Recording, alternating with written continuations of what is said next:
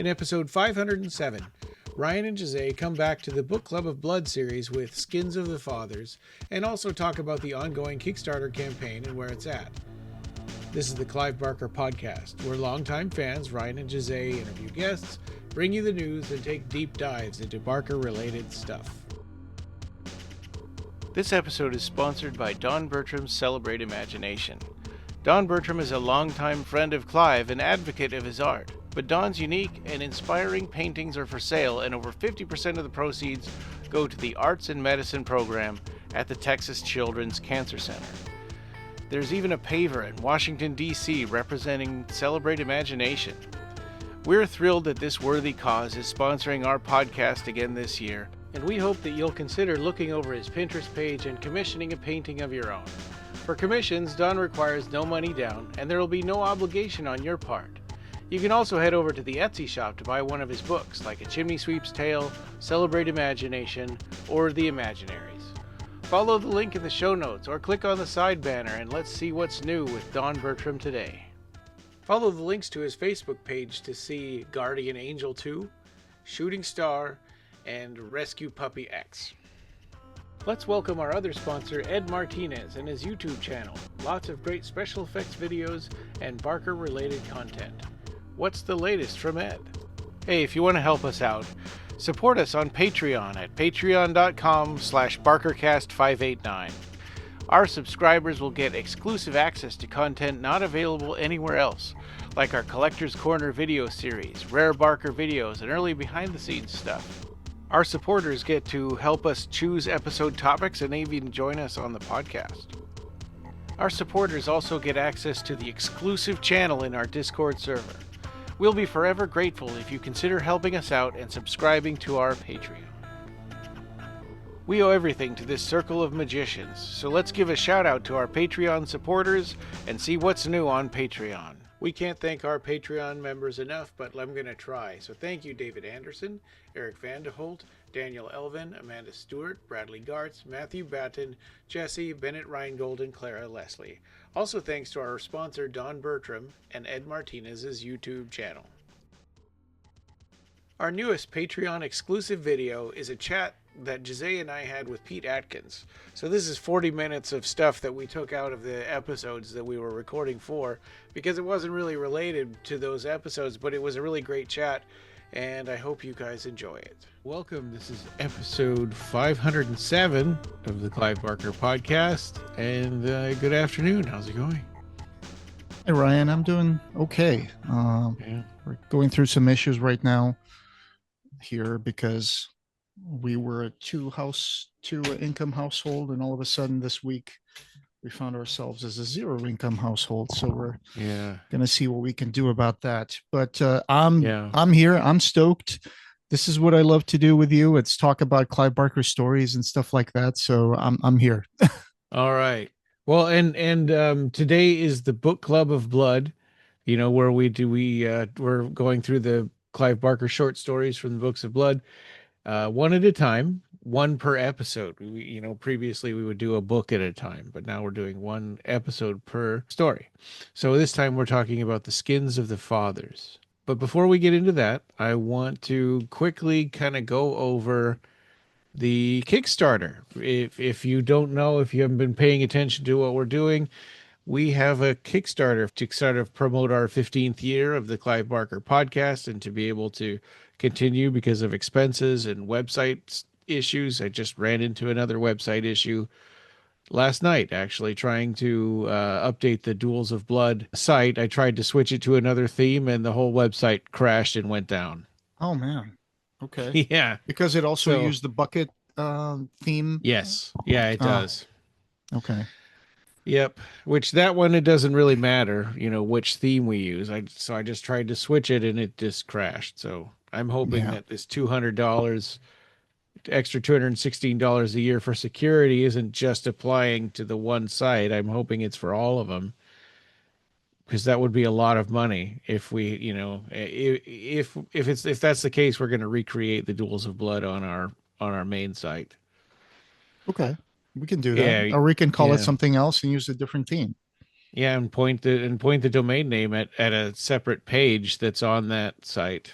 Yeah. Yeah, So, that's a but great. anyway, the Kickstarter. Yeah. So why don't I could share this. Why don't I Yeah, do we're at that? $1,696 with Yeah. 26 backers and 23 days to go. Yeah. Exactly. And so we've hit our main goal, right? Hmm. Which was $1,000, which is kind of our base expenses. We've hit future proofing the website, which is updating it so that in the future it won't be vulnerable anymore. Right. We've hit the stretch goal for working on the second printing of our book to make a Wh- less expensive one with and That's remove right. some of the errors. Which is pretty much done. So, Yeah, just want to yeah, give you've that been update. talking about that, and you've kind of taken that on, and we got to Yeah. go over it at some point here. Yeah, maybe today we'll be able to go through it Yeah, after it's all done and we'll just take a look and see if it's good to upload to KDP. yeah, and oh, the more news and interviews, $1,400, $1,500. The Book Club of Blood, right? Because we're nearing the end of Volume 2, and so this would take us through Volume 3.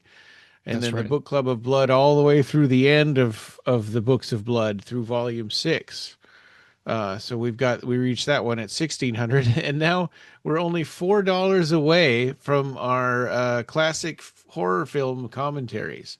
And actually, I had an idea about this that I haven't had a chance to talk to you about yet. Yeah. What's that? Because I was thinking we could call it like Clive's contemporaries, and then you go to, like, let's say Rawhead Rex came out in 1985, and so, Yeah. well, what other movies came out in 1985 that we might be able to do a commentary on? Like, what are the Oh, ones that we weren't thinking about because of, or Hellraiser in 1987? That's a big one, right? Because yeah. it's a big deal for Hellraiser. But what other movies came out? And we could kind of look at all of those and maybe poll our listeners and decide which one we're going to talk about for that year. All right. Yeah, that sounds like a great idea. That gives it kind of an angle that we can use to talk about movies that came out around the same time and that might share similar themes or something like that. That's always Yeah. cool. And yeah, Yeah. like you said, poll people on our listener group and maybe Discord and Reddit and see Yeah. if they can help us pick some movies. That would be terrific. And then we've got a stretch goal for $1,800, and that's Hellraiser revival coverage. And we've talked about bringing back the Duels of Blood, where we would be kind of competing on goals and achievements or Achievements. trophies or whatever for Hellraiser revival when that game comes out. Yeah, And we we don't know how the teams are going to be put together yet, but that's kind of the right. basic idea. Well, we did get invited to join the fan Discord for the Hellraiser revival game, which was great. So there's a whole bunch of Yeah. people there, and maybe they can, collaborate with us in the future in doing that sort of competition that you were saying. Yeah. So then as we go to the rewards, we still have lots of cool, I mean, a bunch of stuff's been bought, but we still have a lot of cool ones remaining. So of course you'll get at any level, you'll get thanks on the podcast. And we've got our buttons. There's a bunch of those still left. You can get one that's Pinhead or one that's Peliquin. We've got the Pinhead comics. I think all of those are still available. Yeah, I think those are rare. So Yeah. if you want to get that run of comics, you should probably jump on this. Yeah, we've got number 1 through 5. And It's then a very entertaining story. the smiling world poster, which was a kind of a thing made for the Clive Barker Appreciation Society by Century Guild that that Fell through. relationship kind of dissolved. So but we still have a whole bunch of those posters, and it's a pretty unique item. You're not going to find that anywhere else. That's right. Um, we've got a copy of Sacrament in paperback. We've got Dread fanzines, thanks to Aidan Fowlin, who donated those Those are to also very us. rare. That's right. Yeah. And then here's the Dread Summer Special. And he also donated to us these two comic sort of magazine things. So one of them is Halloween #1, which is like a comic adaptation of the movie Halloween. Yeah. And we've got the Dark Book. Ooh. Is it still And sealed? no, that's just a Okay. Mylar bag that it's in. Gotcha. And Gotcha. the Halloween one is signed but I couldn't. It's hard to make out the signature, and I'm not super familiar with this, and there's no credits inside of the comic, so it's hard to. It looks like somebody Winter, but I'm not. I'm not sure. Okay. Uh, we've got Hellraiser Bestiary comics and The Dark Nightbreed, Watch. or 1990s run of Epic Nightbreed Yeah, we got a comics. few of the first issues of that. Everville promotional posters that have Yeah. Clive Barker wearing black against a black background. That's a sweet poster. I really need to put that Yeah. up on my wall. And we've got the Razor Line poster. Oh, it's It looks such a like beautiful somebody bought poster. one, but we still have three more left. Yeah, I love that poster. It's And so colorful. and the screen worn T-shirt that Joel wore when he was very young to promote the podcast for our previous fundraisers and stuff. Yeah. If you got a Yeah, kid and you want to have him represent Clive Barker Podcast. yeah.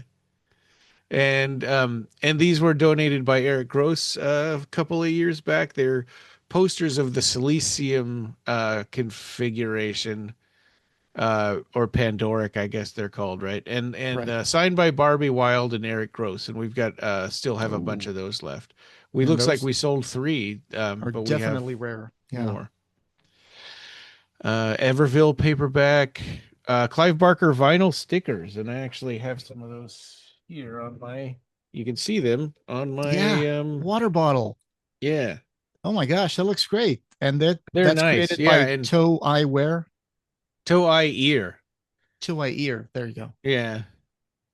And yeah, we've got five sets of those still. Candyman Laserdisc. I went on my Laserdisc Forever Facebook group and told them, "Hey, I got Candyman here."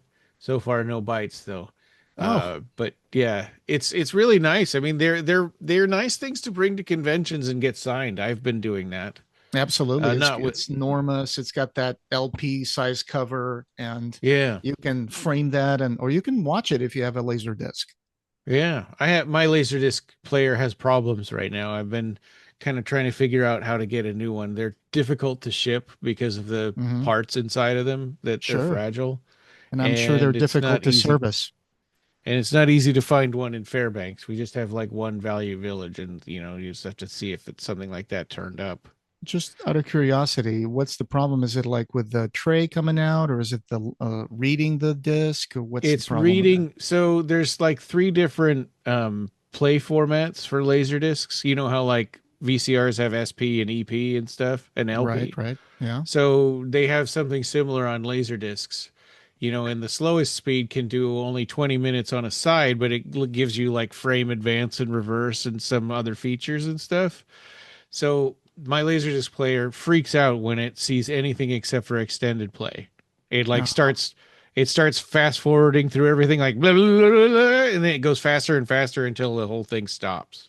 oh, okay. Yeah. And a lot of times if a Laserdisc, like if a movie is just big enough that it takes three sides, and so the third side is really short, they'll put that third side in that format, so that it has more features and stuff because they don't Extended need. play. Yeah. And so I've got a bunch of movies where I can't watch the end of the movie because of that. Ah, And that sucks. Well, I'm sure you yeah, can find another sometime. They show up yeah. if you're lucky They enough, they'll they're show up really cheap. well, out like on eBay and stuff, they're like Yeah. $400. Oh, Yeah. darn. I didn't know they were I so know. expensive now.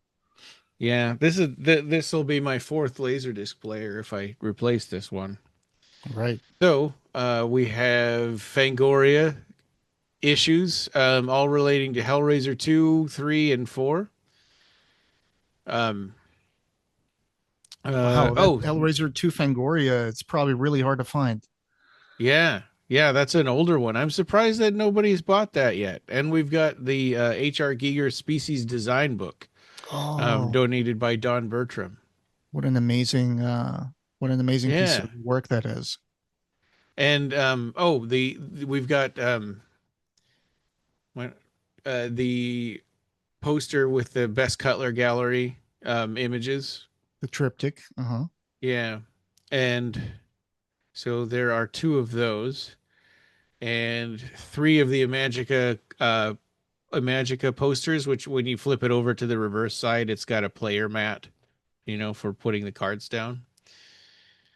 We've got the Jacqueline S tote bag. Why hasn't anybody picked this up yet? This is a one of a kind thing. You will never ever see this anywhere. But it was Anywhere. promotional for the movie when they had cast Lena Headey to be the That's lead right. in the movie, and the movie didn't move forward, and so they had some promotional things, and this is one of them. I kept one for myself, and we have one extra for this Kickstarter, That's right. and advertise on the podcast for 10 episodes. Oh, the t-shirt design, the new t-shirt design. I'm actually wearing that right now. Yeah. Yeah, the That's great. Leviathan design that you made, Jose, that Yeah. was awesome. Yeah. I'm glad you like it. We did a little short behind the scenes video while we were working on creating that design. So I don't know if you put that up yet, but we do have some behind the scenes on Zoom of us like working on the design. Oh, I'm trying to. Did we record that? I thought so, didn't we? If we didn't, that's fine, I guess. Okay, I'm trying to remember. Yeah, I'll have to go back and look. Yeah, you remember that we did the Zoom thing while we were talking about that? I think you came Yeah, up with the idea that this might be yeah, an interesting thing. Yeah. yeah, Maybe it's on one of your Zoom recordings. We'll figure yeah, that out. maybe so. And there's planning an episode, which also includes a gift Patreon membership, and also the I think the advertising for 10 episodes gives you gift Patreon membership as well. And oh, we've got the Clive stack. So these are stacks of Clive Barker calendars. So you get four in each stack. And a bunch of these are sealed because Mhm. Don Bertram donated these to us. And I think his brother worked for Morpheus International. Right. The And company that published art books, right? yeah. And so these calendars are, if you want to, you can cut them up and frame them and put these pictures on your wall. I know Yeah. I Then, did that with these calendars when I was a teenager, and my mom hated it. She was so mad that, my whole room was all like floored all over the ceiling and everything, all yeah. H.R. Giger stuff. Oh, that's amazing. I remember when I bought my first Giger book back in 93, and I was like fascinated with it, and then I bought some more books and got into the whole thing, and I've got documentaries and stuff now signed by Giger, so Yeah. that's kind of cool. I always enjoyed his art. Yeah. And so we've got two sets of four of those. And then advertising on the podcast. And we've got one backer on this so far for another podcast. So you and I are going to have to look into that and find out what this podcast is, Yeah. um, what it's like. I mean, we know the title of it so far, but Right. that's it. And we'll kind of leave that a mystery for right now. Yeah. And then we're getting into the stuff that's already sold, but yeah, there's a bunch of stuff left. We're only $4 from our next goal. So if you're listening to this and you're on the fence about it, or if you're thinking, oh, I'll get around to it, if you could do that now, that would be awesome. It's, we're kind of, because the beginning is always super exciting. And then when you get in the middle, things really slow down. And that's kind of where Yeah. we're at right now. And also, if you want to be a continuing member, supporting member, you can always go to the Patreon and subscribe to our Patreon as well. Yes. That would Yeah. make you a contributing, subscribing member, and that really helps us a lot as well. Yeah. So this episode is about the skins of the fathers from Books of Blood, Volume 2, right? Mhm. And also was adapted in Tapping the Vein Book 2. I was surprised as I was digging through my comic books that I don't have the Tapping the Vein books anymore. I don't know what happened to Oh, them. I wonder if really? I might have accidentally given them away at a previous Kickstarter or something. Like I Oh my have gosh. all the Eclipse graphic novels, even the super rare ones. Like I have Riot Rex and I have that one that came out later, the Age of Desire in Hmm. black and white. Right. But I don't know. I don't know why. I know I owned those Tapping the Vein books, and I don't know what happened to them. But I was gonna look this up and kind of read through that story because I was really curious to go back and see how the fathers were drawn, right? Because they're difficult to imagine when you're reading them, the Yeah. descriptions of them. I've got that adaptation here, and it came out, like you said, in Tapping the Vein Volume 2 in 1989 from Titan Yeah, Books. and it was adapted by the artist was Klaus Janson, Yeah. who was pretty much like over 50 years of work at Marvel and DC and stuff like that. He's drawn stuff like Batman and Daredevil and Conan, Oh, and so he's the one who adapted this, and or the who made the art for it. And then it was yeah. adapted by Chuck Wagner and, of course, Fred Burke, who seems to have adapted a lot of stuff Yeah. for these stories. So No, it's a really interesting one. normally when we do these book club of blood, we try to get other people to come in and join us because it's a club.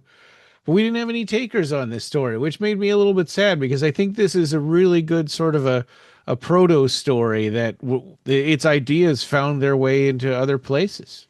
Yeah. Um, and so I think it's a little depressing when you read it. You know, it's kind of sad in the night way that Nightbreed is sad, Hmm. but it's a really good, amazing kind of a story, and it kind of gives you an insight into ideas that Clive Barker wanted to kind of flesh out in other areas. I agree. We're going to get into that. This is almost like a proto Cabal for me when I was reading this. There's a lot of Yeah. parallels we can draw, Oh and yeah. there's a lot of themes that he used here that he used in other stories as well. Right. Yeah. And so as we get into it, so we've got it starts out with Davidson and his car's broken down, right? And I remember, so as I was reading this again to prepare, I had forgotten that Davidson was, I was confusing him with the family, right? That Eugene Lucy and and Aaron Aaron. and Lucy. Yeah. I was like, well, where's the rest of his family? He's just running off in the desert and leaving them in the car. But no, Davidson's a completely separate person who just had his car break down, and he's got a family somewhere in some other town, I think. Well, he's to add a little bit to his fish out of water situation. He's actually in the Southwest in Arizona, but he's actually from the East. So Oh, okay. he he's traveling on business, and they do And between mention, the two of us, you're the only one who's lived in Arizona, so you know it better. yeah, that's true. Yeah. It's very red. It looks a lot like Mars when you get out of the outskirts Yeah. of the cities. It's a lot of mountains, a lot of desert bush and snakes and scorpions Yeah. and stuff like that.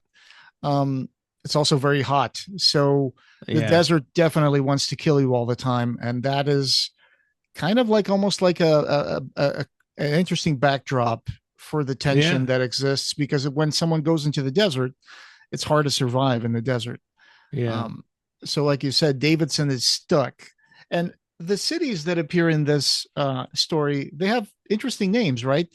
The city where he's going to end up is called Welcome in Arizona. Yeah, which is Uh, totally, it's obviously meant to be super ironic, right? That it's Right. called Welcome. Yes, that's a great point. And then they Yeah. also try to summon people for their posse down in the story, further in the story, from another Yeah. town called Caution, Arizona, which you can't help but wonder that these names have something going on behind them, right? I mean, Yeah. the welcome one, obviously, Davidson doesn't get a really good welcome there. And as for Yeah. Caution, they kind of throw that to the wind because Well, they, and yeah, and the fathers don't get any kind of welcome there. that's right. Yeah. But yeah, so David is he like you said, he's broken down, and then he's kind of worried, like, oh man, it's like, it's I'm in the middle of the desert and my car broke down. I need to find someone who can help me, right? And he So sees like in way in the distance like some kind of a circus procession, and there's like music and obviously people must be on stilts or something, right? And so he's like running like, wait, stop, hey, hold on, and then he sees that, whoa, they're not on stilts, those yeah, aren't people. he hears this music, right? And he starts staring, and he sees that line of, and he's like, what's going on there? It's like, well, someone that can help me. So a line of tiny figures. And I love the way that Clive describes it so much as a procession.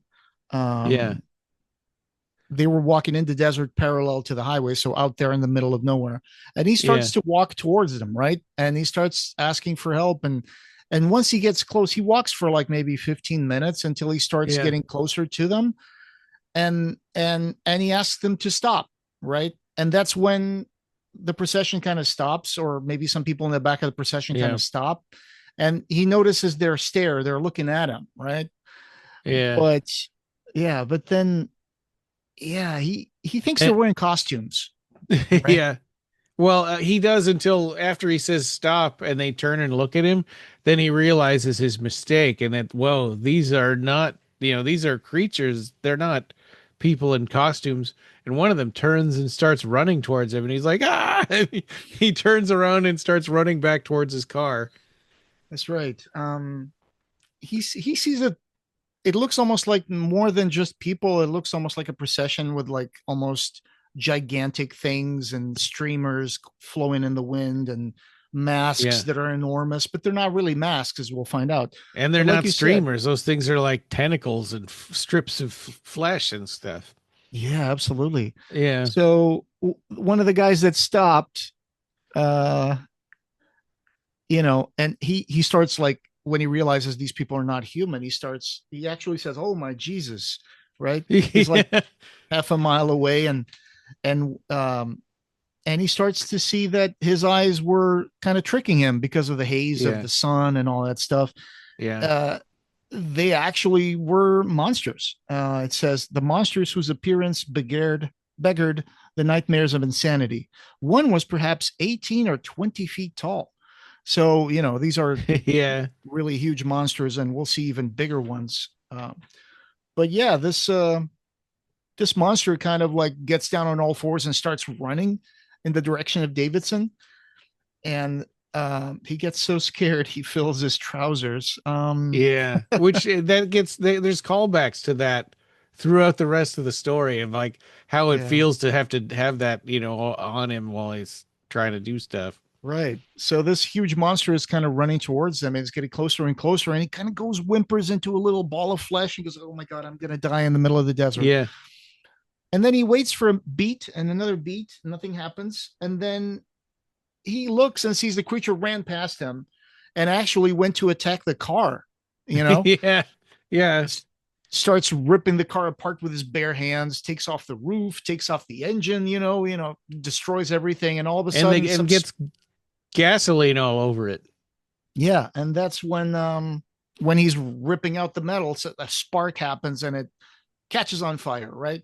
And the creature covered in gasoline also, starts flailing around, but doesn't really scream or anything, but it just runs away, and it runs off until it's far away. So there's parallels here also to Rawhead Rex, right? Because Rawhead hated cars, and he wanted to tear their guts out, and figured out that their blood would catch fire, and Rawhead's creatures being like pre-human monsters that yeah, would seek out women to procreate, women that of the human species. yeah. Which at the time I, they were their own species. There were no yeah, men, but we'll get to that. We'll get to that. yeah, that which is a really interesting point of view, right? Yeah. Yeah, But so after all this horrible ordeal, he just kind of stands there close to his car until someone else shows up and picks him up. At which point they say that he had a blank stare when another person showed up to pick him up. And so that person takes him to welcome, right? yeah, Yep. It says here that he was blank eyed when the next vehicle along the highway stopped to pick him up. Sheriff Josh Packard stared in disbelief yeah. at the claw prints on the ground at his feet. Um, so Oh then yeah, we, yeah. So yeah, Packard's investigating this monster that's lying there. He thinks it's dead, right, right. right? So I And didn't, one of the and it had mouths on its hands, and yeah. one of the hands like went over his hand and then bit all his fingers off Do you know what while this he was reminded me of? investigating it. Have you ever seen that graphic that's on a lot of skates and stuff with the story Jim Phillips screaming hand, the hand that's got a mouth screaming on it? Yeah, yeah, Ever see that? yeah. That's what I remember when I was reading this part, Oh except for yeah. the monster hand does not have a thumb, right? It's just got Yeah. claws, It but made it's me got a think of mouth on the also palm. Vampire Hunter D, where he had that face that back talking face on his hand. Oh, I've never seen Vampire Hunter D. I Oh, guess I got to oh get into yeah, that, but I'm yeah. That's sure a it's really very good popular. anime. And So And oh, the guy who has the eyes on his hands in Pan's Labyrinth Ah, the reminded fawn, me of that too. not the Yeah. fawn, the other creature. Yeah, at the table Yeah. in Pan's Labyrinth. That's a good catch. But he's got Yeah. eyes in the palms, right? He's got the eyes Yeah. there, so he can Right. just Yeah. So not exactly the same, but no, but similar. yeah. But yeah, it's great because the sheriff is looking at that monster and he's kind of like, you know, trying to come to terms with what he's looking at. And he Yeah. even kind of kicks it a little bit and is like, "Hey, let's take a picture of this thing," right? He's Yeah, trying to he's thinking about how much because the town doesn't respect him, and he's trying to figure out how to use this thing to bump up his level of respect in the town. So he's kicking it and investigating it, and thumbs up and it reminds. Have you seen the movie Dragon Slayer? There's like the town mayor or the town whatever magistrate or whatever goes over and stabs the dragon when it's already dead. oh yeah, Dragon Slayer. I got that on VHS. Yeah. Or in the Conan the Destroyer when Mako stabs the monster right after Conan just killed him, and they Oh yeah. reprise the heroic music, and he puts his foot on the monster. Yeah. I haven't seen that movie in a super long time because I just remember thinking, man, this isn't as good as Conan the Barbarian. So he's trying to get some popularity points by ordering people around and being like, hey, this is my town, I'm protecting it, so go get a camera so we can take a picture of this. And he's like poking and prodding at it while everybody else is just like, ooh, he's like touching Yeah. it, and it doesn't go well, right? Because that Yeah. tentacle that he's holding all of a sudden it's his hand, right? Starts Yeah. chomping on it. And a woman, one of the old ladies in the city, Eleanor Cooker, she kind Yeah. of shoots her shotgun at the monster's tentacle, rips it off, and then the monster tentacle falls off. But obviously Packard's hand has been mutilated, and Eleanor Yeah. comes over and just says, "Your hand's gone." It's like, Yeah. yeah, He's thank you. missing, like, I think it cut off his fingers from here. So I think he has his thumb, but he's missing all of his fingers. Yeah, yeah. He he as he's touching the monster, he even thought that, well, I got gloves on, I'm going to ruin my gloves, but I just want to make sure that I score some points with the population Yeah. by having the guts to touch it. So that didn't go well. Yeah. But the monster still Yeah. is alive somehow, right? So that Yeah. that gives us this idea also that these monsters, they might be burnt and run away and fall over, but it might not be the thing that kills them. They might Yeah. be able to come back from this, or maybe it was just Right. the last hurrah of Yeah. the monster. But yeah, he thinks that this is a monster that comes down from the ground. That's a devil, a demon, right? They Because could why wouldn't he? Divil, Divil, right? A devil, They, yeah, yeah, they call him Divils all the time in this story. yeah. But so the whole city now is so the whole city sees the monster and they're trying to wonder what happens. But we cut to Eugene and Lucy, right? Eugene and Lucy Yeah. are a couple that lives near Welcome, I think. Yeah, And and Eugene is just tormenting his son. He treats him horribly because he's a drunk and because in his mind his life was completely ruined by this incident, where Aaron was conceived. right. So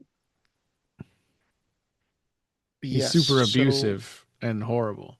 right. Eugene is a drunk. He's a Yeah. man who is kind of dominated by his fears, and nobody really takes him seriously because they don't believe that he saw monsters many years ago, like 6 years ago, I think. Yeah. Because and Lucy's also miserable because she sees that her husband has been turned into a monster of sorts with all the resentment and fear that he Yeah. has. But this is a really bad case of domestic violence and by an abusive husband. And she Yeah. has An a abusive shack, father. an Yeah. abusive father and husband. You're And putting this sheet of paper up in front of the camera sorry.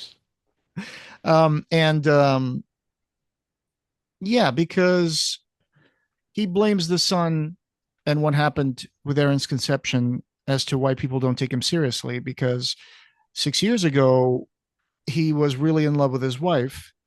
And, as Clive Barker does, he goes into graphic detail about their sexual, relationship, and how he used to pleasure her all day and all night if needed in their beautiful home, or out in the desert in the sand where Yeah. they could make Yeah. love all day, which Clive doesn't really Get bit. work that way. Because being out in the desert all day, you're probably going to get really sunburned and really dehydrated, Yeah, even and bitten by without, scorpions. yeah, even without spending all those body fluids. But maybe he's Yeah. talking about, the fall or the winter. That's when you can actually take a walk out in the desert. But they were making love 6 years ago, and all of a sudden the sky got darkened, right? And something appeared out of nowhere, and a big hand just kind of grabbed Eugene while he was making love to Lucy, threw him away. It's like, Yeah. and these monsters appeared, and they kind of surround Lucy, right? And they're very Yeah. interested in her, and they take her, and uh they carry her, and they take her out in the desert. And it says here that it was almost like a tender way um of taking her as a woman. Yeah. um Except it's like all of them. And so yeah, they all kind of mix their seed in her at the same time, and they reminisce about this is how, humanity was born. This is what we did, back thousands of years ago. right. Says here that she remembered the hour that followed, the embraces of the monsters, not foul in any way, not gross or harmful, never less than loving. So far they're monstrous, but they're not really, other than, of course, Yeah, and they're a kind of yeah, demigods or gods or yeah, something. I mean, yeah, she obviously feels like there was some kind of a this was like some kind of a connection. divine experience. Yeah. Yeah, almost like kind of a connection to them. Yeah. And then they did that, and finally they left. And then she felt like a loss when they left, right? Like this was the peak of her life, and now everything else is just a slow descent. uh Yeah. Eugene never really understood what happened, and I guess he just became very resentful of that because nobody believed him that he saw monsters. So Yeah. he turns to resentment towards his wife and son. And he also Yeah. blames his son for taking away their, idyllic in his eyes, like relationship up to that point, because they didn't have any kids, so they could do whatever they wanted, Yeah. when it comes to their relationship. And now he has a kid, but the kid is either too beautiful or too sensitive, right? He Yeah. resents the kid, not just for what he suspects he was born out of, but also because he's not manly enough. And this is a topic that really takes over Yeah. this story, the story about the machismo and the what being a Yeah. man is. There's a lot of Yeah. things here that he says. There's a lot of moments in here where they say, we got to be men, and do the thing men do, right? There's a Yeah. lot of that to imply that conquering or violently Yeah. conquering is something that's manly. And yeah, he knows that something's different about his son, and he's arguing with Lucy, sends her off to the shack because he needs to talk with Aaron. And it's a really weird scene, right? When Eugene is It's alone with the really, boy. yeah, really uncomfortable and kind of horrible. Yeah, because Lucy knows that Eugene is going to abuse her son physically and emotionally. Yeah. Yeah, and that's kind of also a little disappointing too, that this Lucy character, who is also I'm sure abused herself, but that she's like scared and doesn't want to get involved. I don't know. That's feels like kind of a letdown, just that she's not defending her son. Yeah, well, there's the explicit threat of violence here. Yeah. And once he gets her out, he talks to the kid. He has the kid stripped down naked, Yeah. and then he starts questioning him, am I your father? And he's like, yes, Papa. And he's like, liar, and beats his kid. And you Yeah. know we understand here that Yeah, this there's no good resentment, answer, right? He's going right, to hit him no matter what he said. right. So there was that resentment towards the son. He knows the son is not his son, and he Yeah. resents him for being different, Yeah. which it's something a lot of people have probably dealt with over their lives, about their parents not accepting them the way they are. Yeah. Um, So yes, he's beating up his kid, and at one point when little Aaron falls on the kitchen floor, he puts his hands to the floor, and he hears this kind of music, right? Yeah, Which he kind of feels it, and he knows that his real fathers are on their way. And yeah, he he's like also he doesn't know how he knows it, but he knows that he's going to be responsible for the undoing or the death of Eugene, well, his sort of stepfather in a way. right. And he doesn't want to get in a big confrontation with him now. He's not going to argue with him or put up any kind of resistance because he kind of in a way almost feels sorry for him a little bit, which he shouldn't. In that situation, it's tough to think of anybody feeling sorry for that guy, but it seems like he does. Yeah, but the kid sees the music as a promise to end the blows once and for all. And then we cut back to Davidson. He finally staggers onto the main street of Welcome, and and he's coming to terms with the fact that this city was where one of the monsters, arrived. Yeah, He gets there. He's really hot and dehydrated and emotionally exhausted, so he kind of collapses.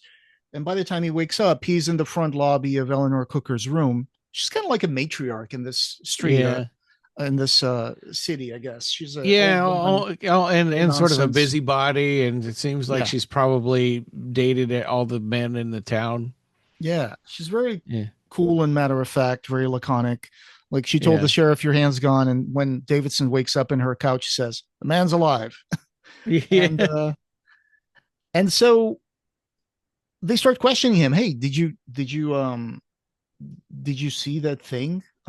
It's like, yeah, he lets them know everything he knows about it. yeah. And Sheriff Packard is also in the house with his hand kind of, bandaged up and put in his shirt. So at Like one point, Napoleon. Yeah, yes. So at one point they compare him to a Napoleon kind of character. He's like ordering the troops with like his hand inside his yeah. And at that shirt. point, the narrator's talking about how he looked like Napoleon, and it's too bad he didn't even probably know much about who Napoleon was and didn't have any heroes Yeah. himself. But Napoleon would have made a good hero for him, and he didn't know that this was about to be his Waterloo.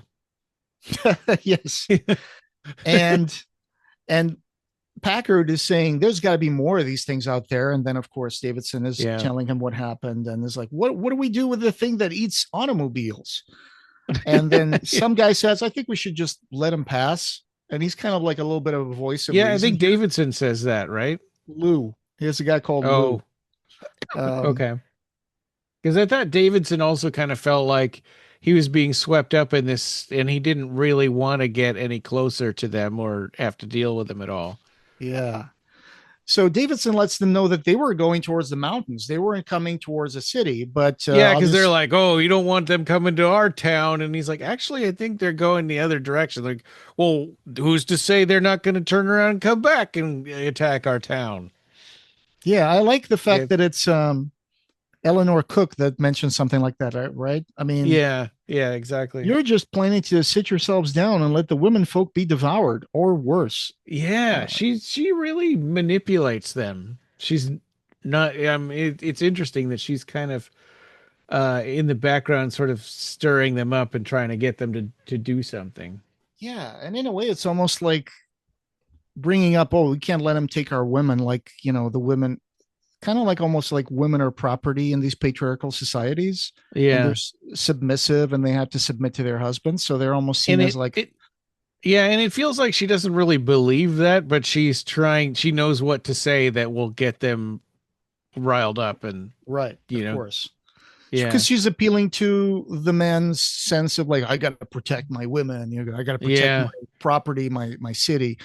yeah, So they get pretty riled up with that. And obviously, I don't know if they're also implying that they're bringing into the conversation the story of what happened to Lucy many years ago. I get the feeling, right, I don't think they ever really,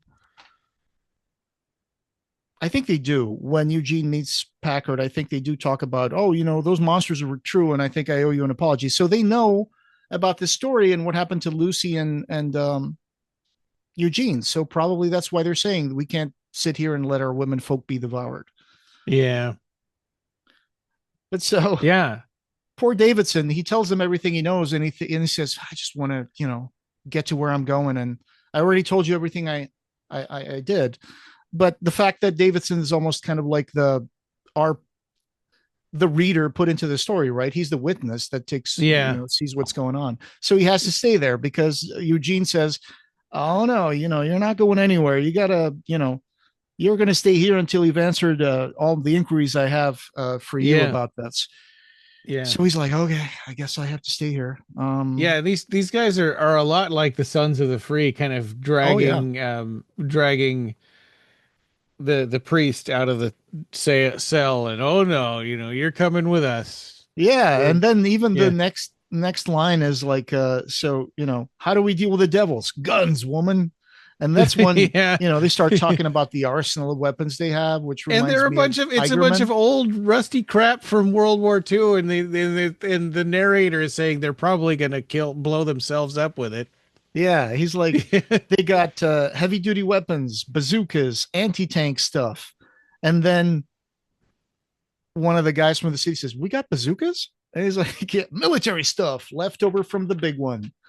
Um, yeah. So again, this is also it could be seen as almost Clive mentioning how police in America tends to Yeah. militarize itself with all this equipment. Yeah, which is interesting when you get to Cabal because it's Canada.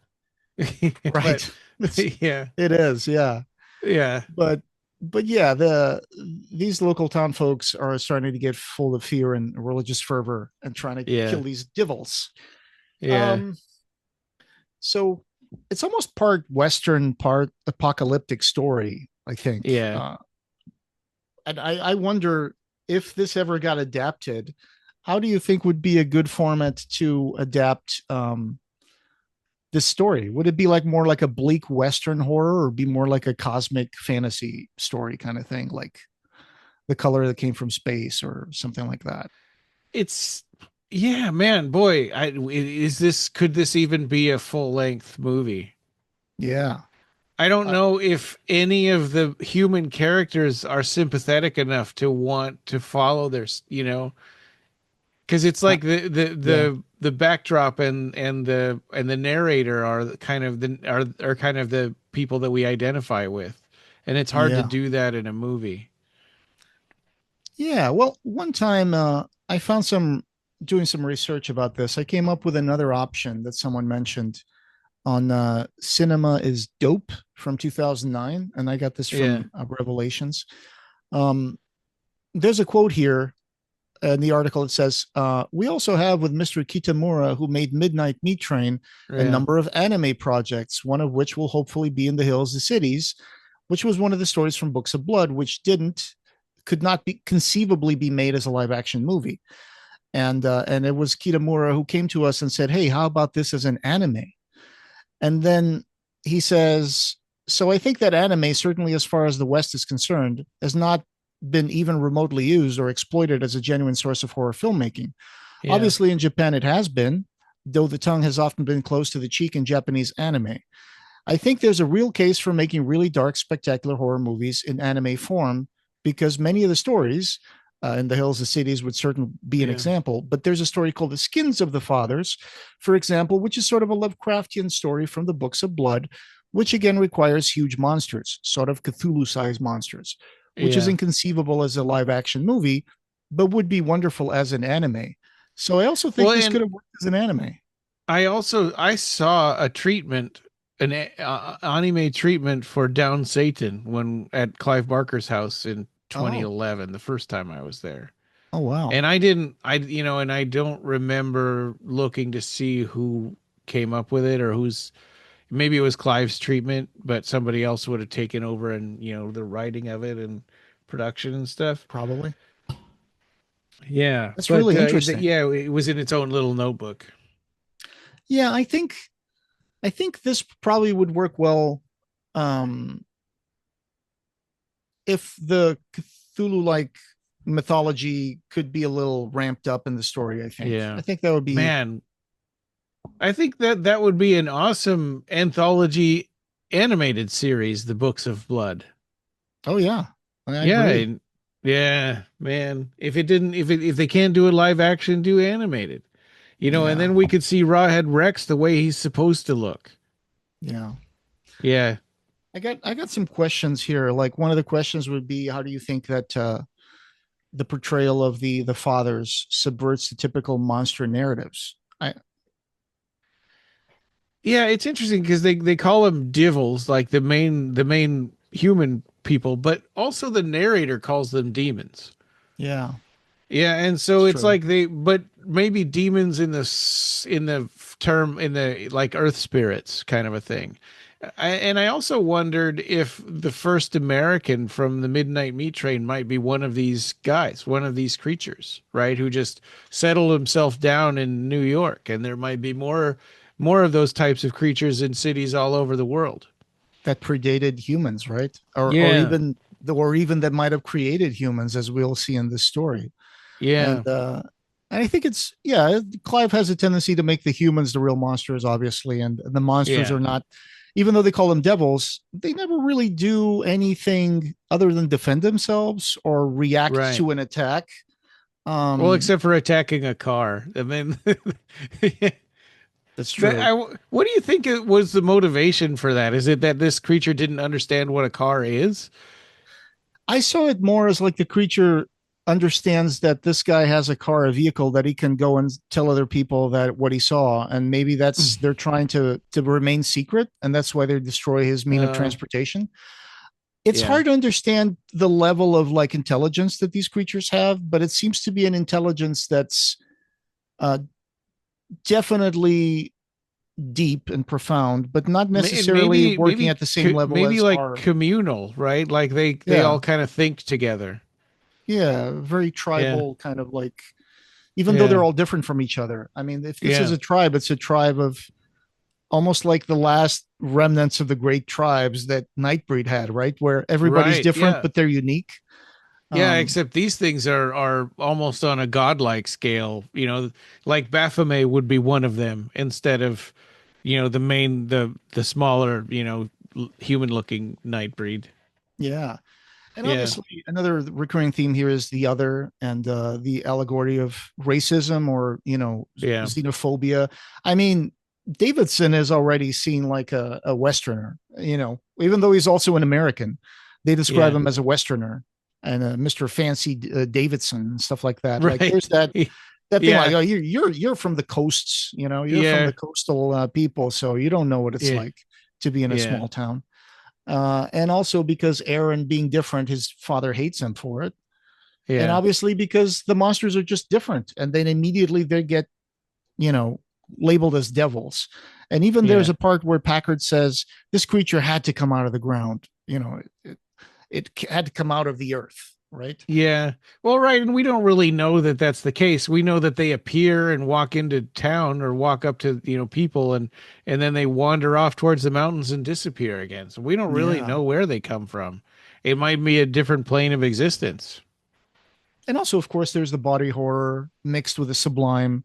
Like when we Yeah. see the procession, it's described as a procession of celebration of celebrants Yeah. with masks, and you know, some say One of it's them has like a mother of pearl skirt that where it's made out yeah, of a whole bunch of tentacles. yeah, and they reel like Yeah. drunkards, loping one moment, leaping the next, squirming on the ground.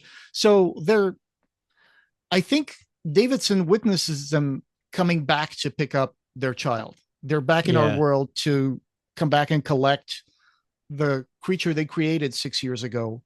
Yeah, Uh, which is almost like one supposition by the narrator is that they might have been an experiment, right? And they already kind of know how the first experiment went, but Aaron is a new, different experiment. So let's pick him up and we'll take him with us, and we'll see like how he grows up, what he grows up yeah, to be like. Will he be like us, or will he be like the other humans, the other and even men, the and men even the humans, yeah, which are a different species, right, than the women right. humans? So they Yeah, Aaron might have been like the original Messiah almost of a new breed yeah, of men, which would yeah, be a mix between women and the fathers to create a new race of men. yeah. That's the hypothesis in this story, I guess. One of the hypotheses. And Aaron is, Aaron Boone, right? In Nightbreed, Oh, he's like the crossover between the Nightbreed and huh. the humans, and same first name and everything. And doesn't Aaron come a little bit from Abraham, Right. which would represent like the man who did the covenant with the gods or God? Yeah. Um, so it could be seen a little bit as like he's like a messianic figure, Aaron, Yeah. um, because he's different and he does seem to have some hidden power, which he reveals at the end, and then he gets sacrificed for being different, kind of Yeah. like almost like a Messiah would be sacrificed. Um, Right. yeah. So Yeah. So what point were we at? so they're heading out into the desert to go after, like, the Sons of the Free without the name Sons of the Free, right? That's They're right. heading out into the desert to go after the devils. And I like this moment where David kind of sighs after Or Inspector Davidson. Sheriff Davidson Yeah. sighs when he hears Packard say that you're not going anywhere until I've got all my questions answered. He says he sighed inwardly. The man was a psychotic. I love it. Yeah. Just like Yeah. Eigerman, right? Just like Yeah, he's totally Eigerman like Eigerman. And in Eigerman, even Cabal. remember him having that big old portrait of himself in his, Yeah. was that just in the director's cut? Him staring at the portrait of himself? I think that was in Yeah, the because that's when original he's movie. talking about like a news conference and stuff. Yeah, And yeah. I think yeah, I think one of the parts that was just in the director's cut is when he's showing the garrote and all the guns one by one. The other guy, his yeah, deputy, I forgot his name. The guy who yeah. licks the garrote, you know. Right. And Rob Ridenauer did a little like interview with him or He chat did. with He got, him. he got to Yeah. chat with him a little bit. Yeah. But another moment where machismo is celebrated, right? Yeah. Eleanor Cooker tells Inspector Sheriff, I keep saying Inspector Sheriff, he says, "You're the only man in this room, Josh Packard." And then Yeah. Packard beamed and rubbed his crotch absent-mindedly Yeah. God. because he's a man. He's got to Yeah. go and, oh, a woman said nice things to me. Oh, touch dick. It's still there. Well, and she totally knows what she's doing. I mean, she knows exactly what to say to get him to. I don't know what her motivation is for going after these things. She doesn't have Yeah. any real personal stake in it, not Yeah. like any of the other people in this. But it's really important to her to make these men go fight the devils. The Divils. Yeah. He at one Yeah, point they start strategizing a little bit like, how are we going to take them over? Well, we got guns. We have to find out where they are. We have to do surveillance. And, yeah, and then we have to get more people. And that's when he says, tell that bastard Crumb over in Caution to bring his boys down here with every yeah, goddamn gun and grenade they got. And yeah. So yeah. yeah, that's what they decide. They're going to you know, because of they don't want nobody takes our chicks and lives, to quote Duke Nukem, right? Yeah. God. We cut back to Aaron Yeah, with his dad, and Aaron's face now looks puffy because his dad slapped him around and stuff. So yeah. he's just looking out the window, and And he knows that the fathers are coming. And they and they tear the house down, right? They rip the roof off of the house and kind of scoop Aaron up. yeah, so we see the procession going towards the mountains, but then it turns out that they actually came to wherever their house is. I think they're a little Yeah, far out from Welcome, so I don't know if the yeah, monsters kind of took a little white turn. But the kid yeah, understands that that music he felt on the floor means that his parents are coming to get him, right? yeah. Well, and I think they headed towards the mountains after this, right? They came to pick up Aaron, and then they had. And there's a weird, oh, Sorry. bless you. And there's a weird moment, right, where Eugene is talking to Aaron almost like his kid is a dog. Like he he he backs away from the window and he starts sobbing with anticipation. And then his dad is like, "What is it, boy? What's wrong with the window, boy?" And Yeah, even says here, like, and like a dog eager to greet his master after a long separation, the boy ran to the door and tried to open it, but it was locked. So, yeah, and then he starts talking about Papa, but he's not talking about Eugene. He's talking yeah, about the creature that's outside the house. yeah. and the creature also replies to his screams for Papa. And oh my God, they were all outside the house, right? People with pyramid heads on Yeah. rose-colored, classically proportioned torsos that umbrellaed into shifting skirts of lace flesh. A headless Yeah. silver beauty whose six mother of pearl arms sprouted in a circle from around its purring, pulsating mouth. A creature like a ripple on a fast-running stream. That's the part of Clive Hmm. Barker's writing that is just amazing, is the descriptions he Yeah. comes up with. Yeah, These, because if that was Lovecraft, he would have said that, they were beyond human description or something. yeah, yeah, he does describe some monsters, but he usually goes with the whole like, let's leave this to the imagination of whoever's reading Yeah. it. Clive really pushes the envelope on describing these creatures and a little bit of the body Mhm. horror that they inspire on regular He people. must have drawn them, I hope right? so. Because that's kind of his process, but I don't know if I've ever seen those. I don't remember seeing anything about the fathers Yeah. or Aaron or anything like that. Hmm. Um, but yeah, so they peel back. Um,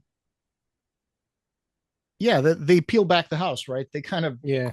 make a hole in the house with their giant hands, and a limb like a flesh hook curled under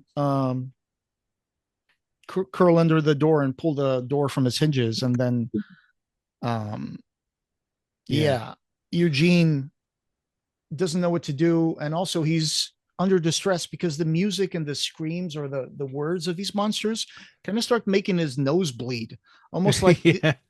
the the Yeah. grief of the monsters or the anticipation of the monsters is too much for him to bear, and this Yeah. this screeching or this sound that he listens starts, you know, depressing him and making him bleed. So that's Yeah. another interesting ability that the creatures have. Yeah. And the They kid's not, scoop up Aaron. yeah, and the kid just greets them like he's greeting his parents, right? Yeah. So yeah, so they took the boy, they crushed his house, and he's left with almost nothing, right? So that's what makes him feel lost, and he needs to take control of the situation. Yep. So back in the welcome, Davidson is watching the posse come together, which reminds me of the Sons of the Free Yeah. and Cabal getting ready to go. Well, and I'm trying to remember, somehow they meet up with after they've scooped up the Aaron and taken him away, the posse meets up with Eugene. Yeah, he's managed to drag his wife all the way to welcome, and he Yeah. tells them that I saw these monsters again. They took my son. I think my And they're wife like, sold "Okay, it to the we devils. believe you and we owe you an apology." Yeah, he Yeah. thinks that Lucy sold this baby to the monsters, to the demons, right? And Yeah. that comes, I guess, from his religious upbringing. But yeah, the mob wants to go and find. Now they got another pretext, right? Because they got to rescue that kid. Yeah. So yeah, they do Yeah, ask. They do give him an it apology. and so Eugene wants to join the posse, of course. Like Yep. and he gets them all riled up because he's like, "Oh, they stole my son, ripped him right out of our house." And what he doesn't tell them is he doesn't care about his son. All he cares about is hurting these creatures. Yeah, revenge, right? That's, I Hmm. think, what's fueling him is this need Yeah. for revenge because he took everything from him, including his Yeah. dignity, his manhood, the fact that he could have conceived a child, and even the Yeah. child is not his. So he wants to hurt them. Yeah. Um, yeah. So Lucy kind of walks off after this because they start getting ready to drive over there Yeah. and see if they can find the And monsters. she's thinking about how, what, I don't think there's really, I don't want to see these guys. These people are probably going to get themselves killed, and I don't see what good it would do me going up there, because I don't want to get in the middle of it. I don't want to, she doesn't want to get killed. She doesn't want to participate in hurting these creatures because she thinks that, and she also kind of feels a little bit abandoned by those creatures, right? Because she had this sort of divine experience with them, and now they're sort of done with her and they don't need her anymore. Yeah, but she still feels that connection that she wants to see them again. Yeah. Um, But but she also feels sad because like going to see them now would be really bad because of what's called, the stupid posse and Right. But she knows that even though she doesn't understand why they chose her to yeah, impregnate with Aaron, she wondered how many other people had seen these monsters. And she knew that there would be a reckoning at some point, right? A moment when these yeah, monsters would meet with humans again. And then what's going to mhm, happen when that moment of confrontation happens? So yeah, she thinks that these people are all going to kill each other. So she kind of walks yeah. off, but they really don't even care about her anymore. They say, well, she's going towards the road. She'll probably just exhaust herself or Oh yeah, because go Eugene back is to trying hell. to get the mob to string her up right there. He's like, she made a deal to sell my son to these monsters, right? String her up, and they're like, hey, if she's walking out into the desert, she's gonna die anyway. Don't worry about it. Let's Yeah. just go. Which reflects again the importance that these guys have towards their women. The women in this is, except for Eleanor Cook, they're almost, Yeah, two dimensional, especially Lucy, because Lucy was shown to be just a vessel almost, right? right. Yeah, However, she still hopes that the monsters will win, so she wants to see what happens, and that's why even though she walks out from this whole posse, she does make her way to try to find the demons, and she tries to find the line of cars after everybody leaves. yeah. Um, yeah, Aaron's happy as what? What sort of expression do you happy as a pig in shit, right? Because a pig in the mud, because he's now somewhere in the desert with his father surrounding him like a little circle, Yeah. and he's just happy. He's happy Doesn't as he get a really little. worn out trying to keep up with them though? I mean, He does. I think, yeah. Yeah, I think they You think carry they him could for a while. carry him? Yeah, but he's super happy, and the monsters are kind of looking at him, examining him, making sure he's okay, checking what his Yeah. clothes are and all that stuff. Yeah. And even says here that the breaths of their fathers were warm and smelt, he thought, like the interior of the General Supplies Emporium in Welcome, a mingling of toffee and hemp, fresh cheese and iron. That's quite a smell. Yeah. And yeah. So, but Josh Packard, he's on his way, and Yeah. And he he's got Eugene. So if he we get thought we had, one super unhinged guy wasn't enough, now we can yeah. throw Eugene in there. Yeah, and he gives them kind of a rallying speech, right? He's like, "Men, we've arrived, we're organized, and we got God on our side," which is Yeah. always the last refuge of the guy that has no arguments. Is just like Yeah, it's totally God. Eigerman, right? Yeah, We're going there with God on our side. that's right. With Yeah. Ashbury and Yeah. Cabal, that's a that's almost verbatim. We've got God on our Yeah. side. Yeah. And also, there's no reasoning with people who think that God is on their side, right? They're going to do whatever they think because their justification is that I'm on a holy mission. Yeah. So there's no logic that could dissuade them from chasing the monsters Right. anymore. Yeah.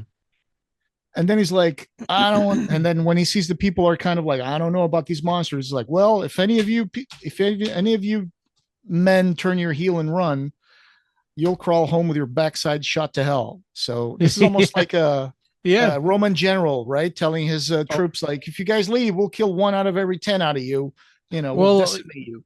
yeah. Well, and it's just like Eigerman again, right? Because he said when they started running away, he's like, he starts firing at his own Yeah. people. It's like, I'll kill you all. You cowards. Yeah, yeah, yeah. Yeah.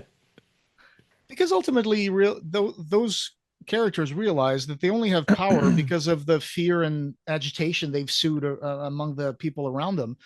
And Yeah. when they see him for, without them, he's nothing. He's just another guy facing forces that he can't deal with and Yeah. he's ignorant of. So, yeah.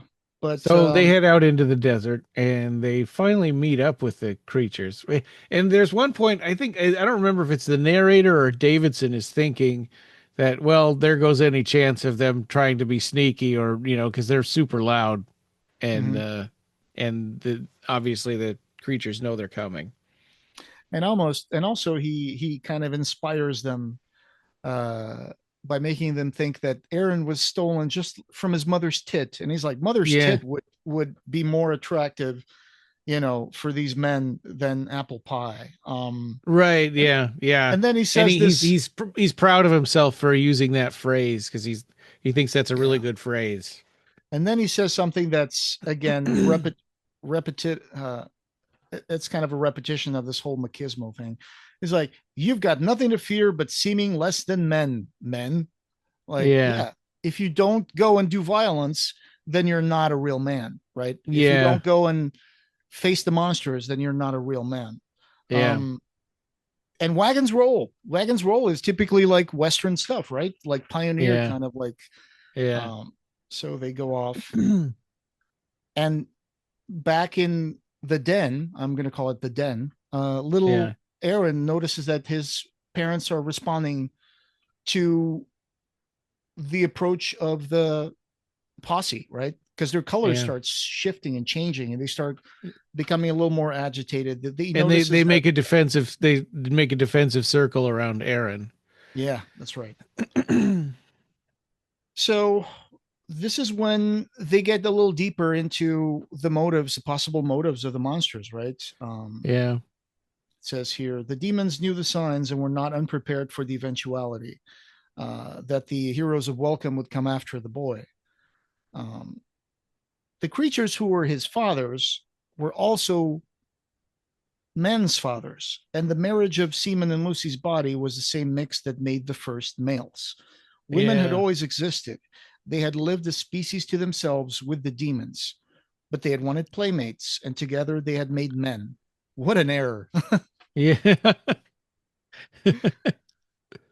And then they wanted, and then it shows, much like Cabal, within mere eons, the worst of men rooted out the best of men, and the women were Right. made slaves, and the demons were killed or driven underground, leaving a few pockets of survivors to attempt again and make men like Aaron who would be wiser to their stories.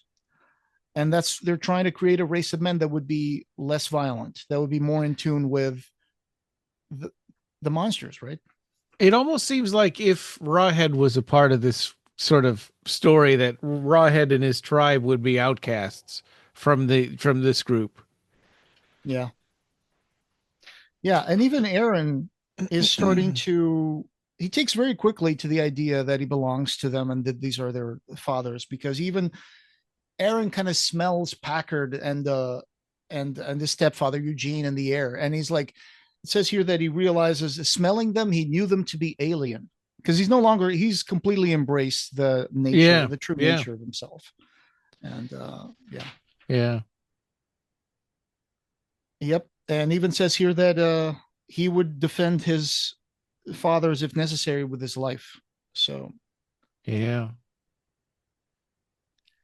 and that's when they arrive, like, right, the posse arrives and sees them, and Davidson closes his eyes after seeing the circle of demons and offers a prayer to Yahweh, Buddha, and Groucho Marx. Yeah. That's the Holy Trinity.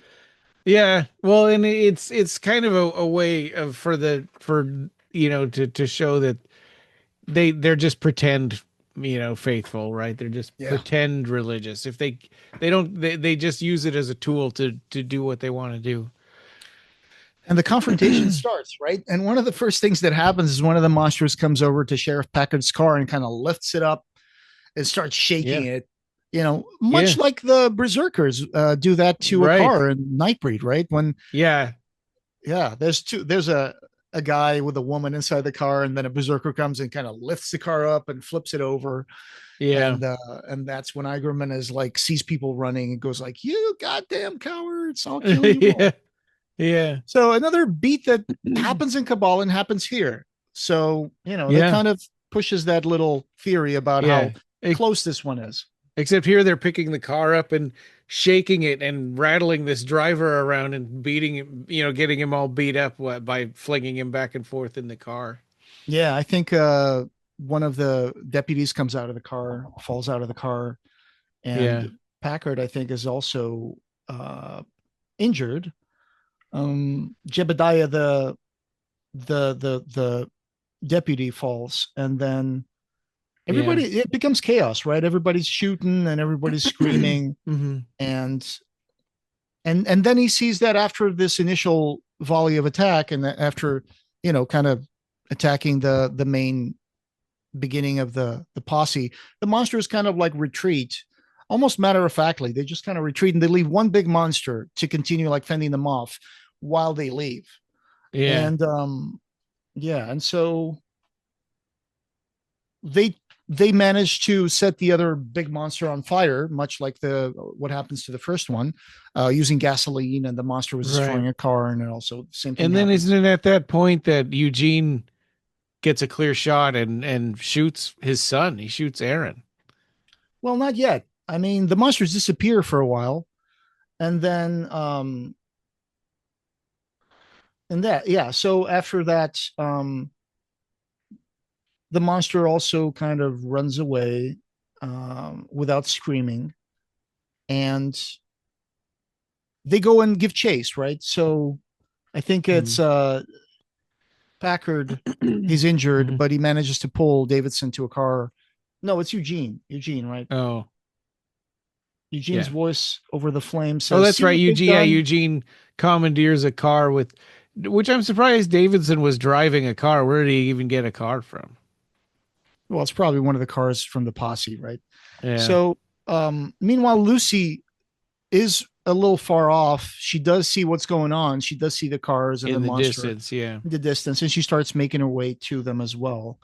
yeah, And it says, as she ran, her gait was sprightly as a young girl's, and that she had a young girl's motive. That is, she was in pursuit of her lover. So she was trying yeah, to get to the monsters. yeah. Um, But kind of going around all the confrontation and stuff. yeah, yeah.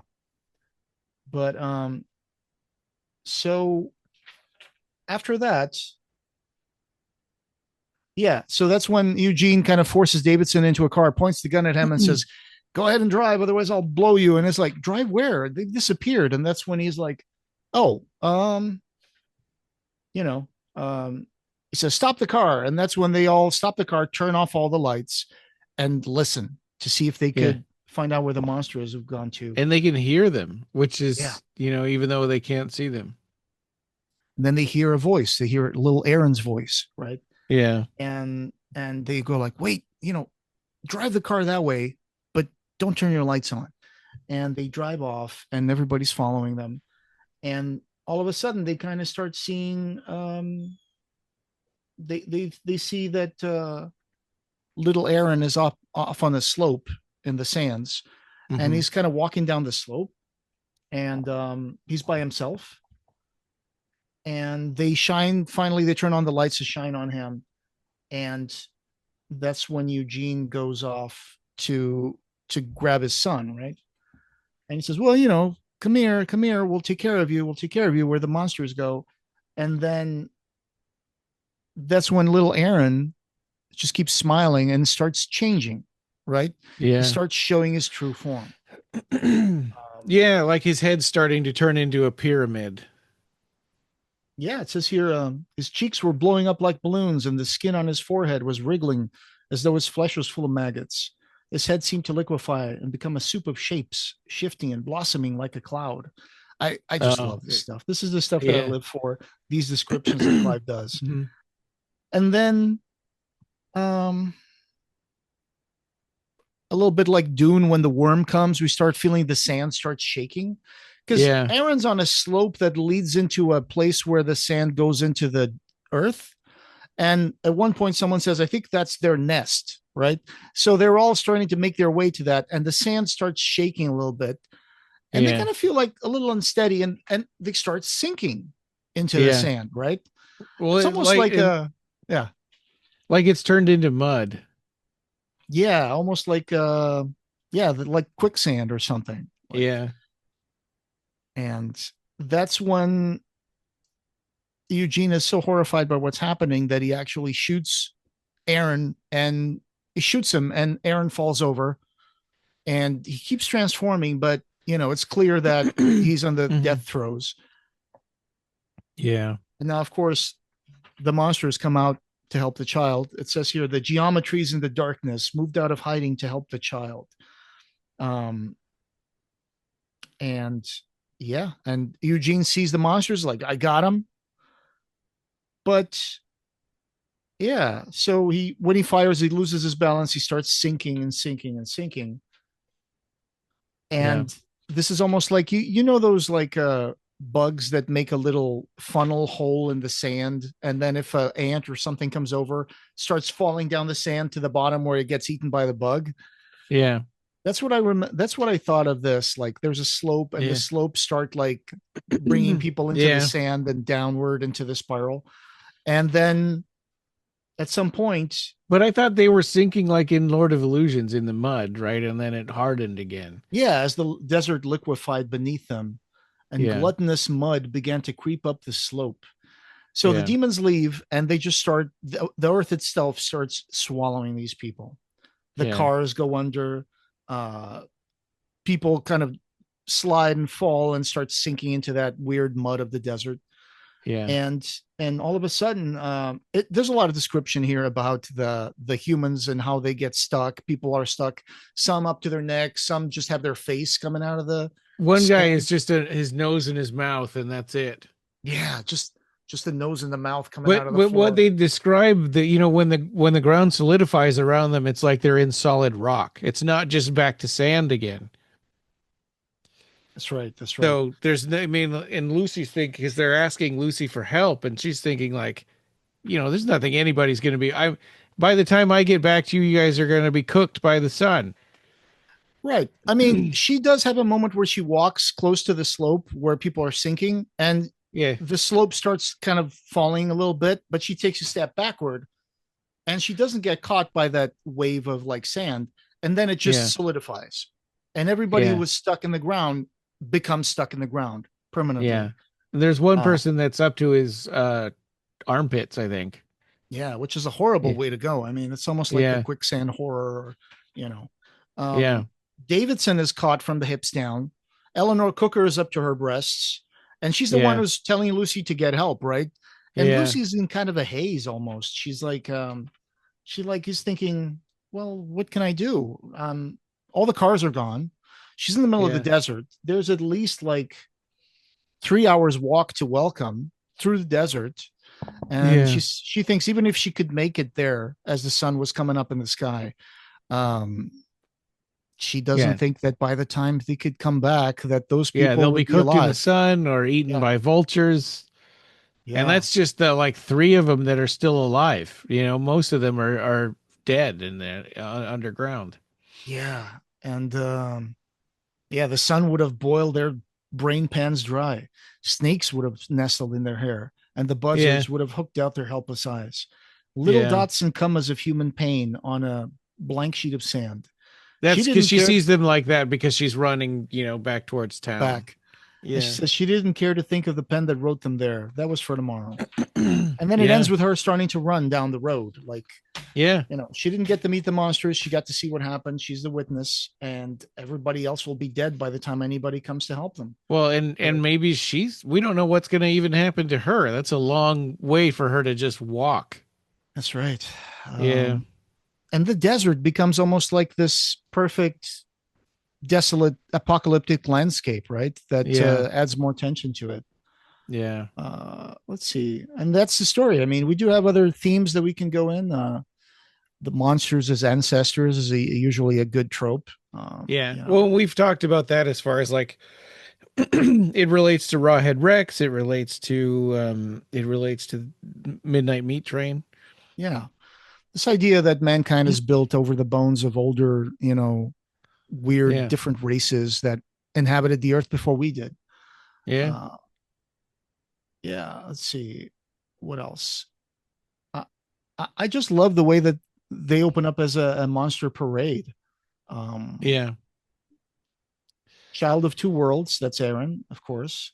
Yeah. It's almost Right. like Which is he's like a demigod or a hybrid, like.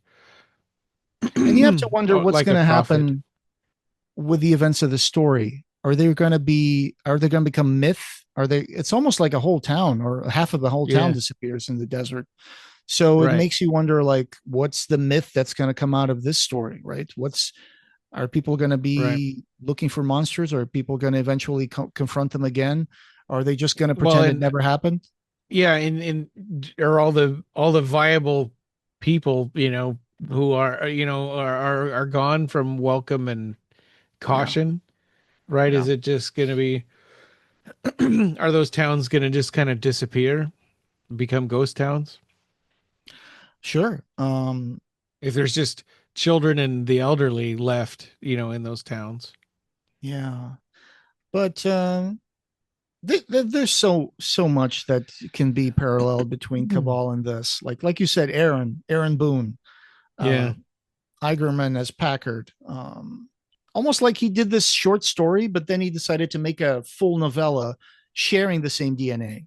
Almost. Yeah. I mean, it's a little different Yeah. because there's no kid, but there's definitely a messianic figure that is shot and killed and blah blah blah, Yeah. and then comes back.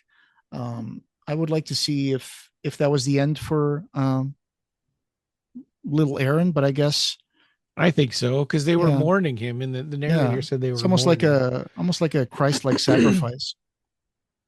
Yeah. Um, Yeah. Right, and it's and it was almost like a test that humanity failed, which to me is kind of the depressing part of the story. yeah, Yeah. and the fact that both an necropolis and a desert are places that are very loaded with symbolism, loaded with Hmm. religious kind of symbolism. Like Jesus went to the desert for 40 years, for 40 days, right? Yeah. The Jews were walking around the desert for 40 years. Yeah. Um, so that's also interesting the way that And the it's in necropolis and the desert have like almost like a religious kind of like feel to it. and it's interesting that Clive wrote this story and set it in Arizona when at that time he was still living in England. And Mm-hmm. so you wonder if he might have visited Arizona at one point. Probably. I would think so. Yeah, I think when I talked to him on the phone that one time, he did mention to me that when I was in Chandler, he's like, "Oh, Chandler, I think I drove past that once." That was the first place we went to visit when I moved into the U.S. It was Arizona, apparently.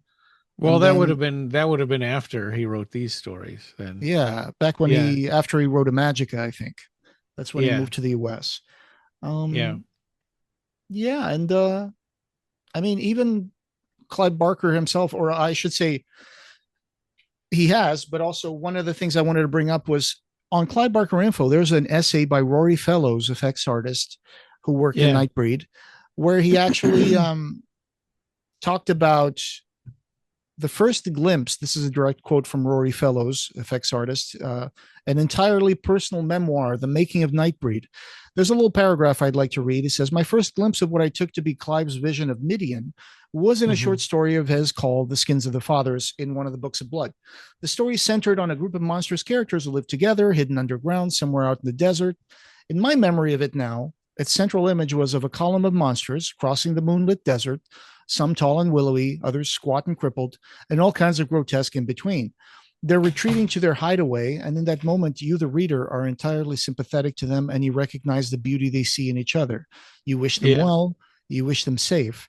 It was beautiful and so much more sparingly and elegantly told in the story than it ever was in the movie, where at its most blatant, the effort to get the audience's sympathy is on the side of the creatures, is positively mawkish, though it should be said much more effective than similar scenes in the vastly more generously budgeted Total Recall. The story spoke to me of all those Mm. broken and alienated groups in society that have run off to communes in the deserts and mountains of some world, of all social alienation, in fact, of racism and intolerance, and that furious shoot first fear of strangers that seems to lie so deeply in the American psyche.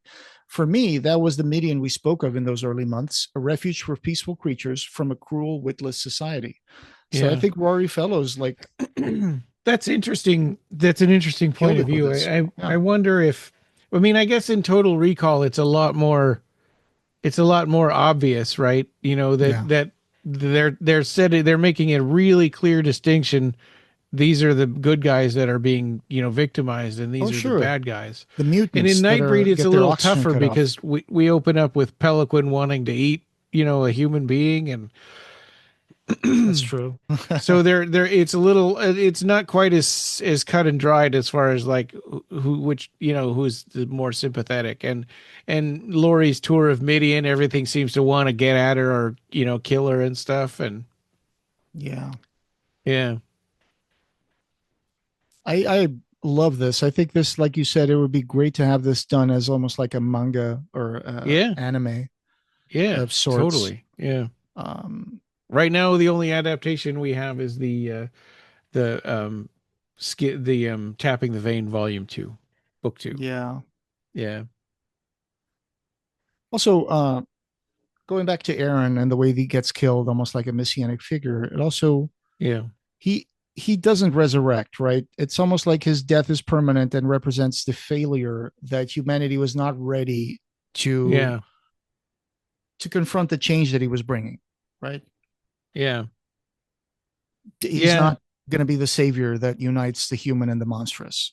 It's a Right. failed Yeah. It's experiment. like, they're in mourning and they tried something and it didn't work out. And like, maybe it'll be another hundreds of years or thousand years before they try Yeah. something like that again.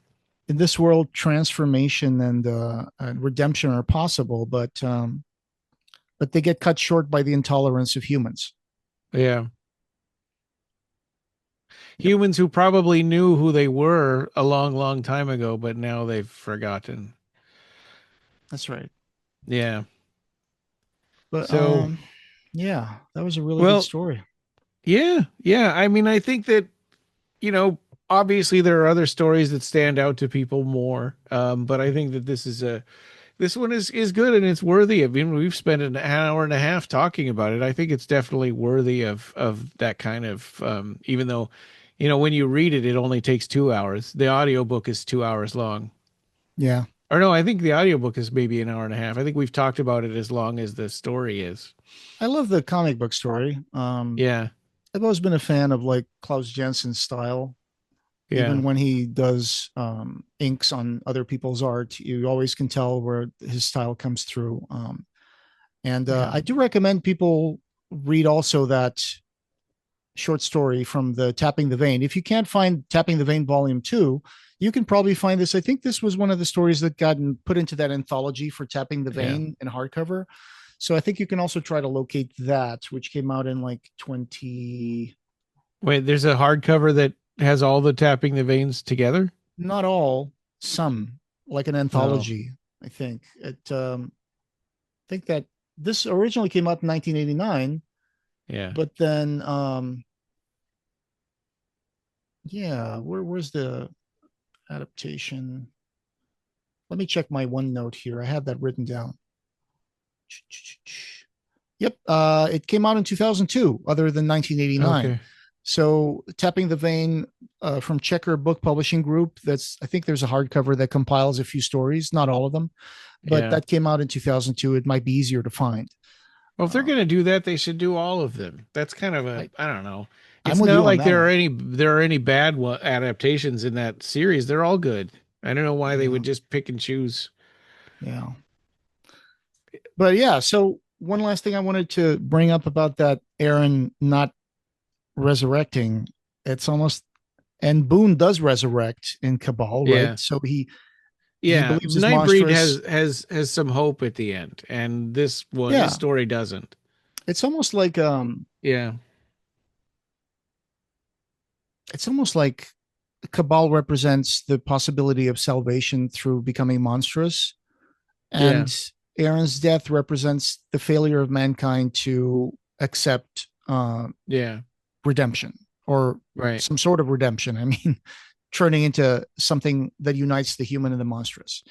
Yeah. Um, in the case of Aaron Boone, he does show that people can redeem themselves or achieve a new, better life Yeah. through becoming monsters. Even though he becomes, charged with the mission that he has to find a new home for everybody else Yeah. um, But out in it's the also world. kind of his fault that Midian got destroyed in the first place. Yeah, yeah. Yeah. I guess we'll never know what was supposed to come out of Cabal 2 if that was even like planned Yeah. out or something. But I would love to know where Clive was planning to take the story to. We would. I mean, I think he's talked about it in some early interviews, and he was contracted with HarperCollins to write two sequels to Cabal. But I Yeah. think after what happened with the movie, he just lost all interest in it. Yeah. Yeah. Yeah. So it's always But like that. yeah. So, coming next, we'll have an episode about Barker related trading cards. We're going to talk about this book. What Fresh Hell Is This by Del Howison. It's got a foreword by Clive Barker. Del Howison has had a long-standing position in the Dark community, in the horror Dark Dell. community in California. Dark Delicacies, the store. Even though I'm all the way up here in Alaska, I went to one of those signings there at Yeah. Dark Delicacies. And so we're going to talk about that. Hopefully Del Howison can join us, and we're sort of working that out right now still. Yep. And more news episodes. In our next book club of blood will be the last story in volume 2, New Murders in the Rue Morgue. So that'll be fun to talk about that one. Yeah. It's a bit derivative from like is it Arsène Lupin, the character detective that was created by Edgar Allan Poe? It kind of has deep connections to that. Yeah, it seems like a sequel story to the murder in the murder in the Rue Morgue. That's right. Yeah. So that's going to be Edgar Allan Poe, which is not a typical thing for Clive Barker to do, right? I mean, it takes a lot of sort of admiration and hero worship for Clive to write a sequel to someone else's story like that.